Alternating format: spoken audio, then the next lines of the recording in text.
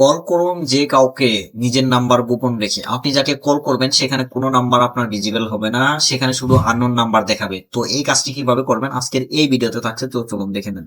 So very simple. এটি শুধু স্মার্টফোনই না, আপনার বাটন বা অন্যান্য অ্যানালগ ফোনগুলো যদি থাকে সেখানেও হবে, কারণ হচ্ছে এটি ডায়াল প্যাড থেকে নিতে হয়। তো প্রথমে এটি এনাবল করার জন্য আপনার *31# এটি দিয়ে আপনি ডায়াল করবেন।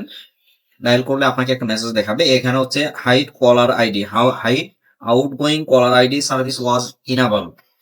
আবার হচ্ছে এইটা যখন দেখবেন যে আপনি এটা ডিসেবল করে দিবেন, যে এই সার্ভিসটা আপনি অ্যাক্টিভ করছিলেন, এখন আপনি ডিসেবল করে দিবেন। এখন আপনার নিজের নাম্বার যেন শো করে, সেটার জন্য এখন ডায়াল করতে হবে #31 দিয়ে আবার হ্যাশ ডায়াল করবেন।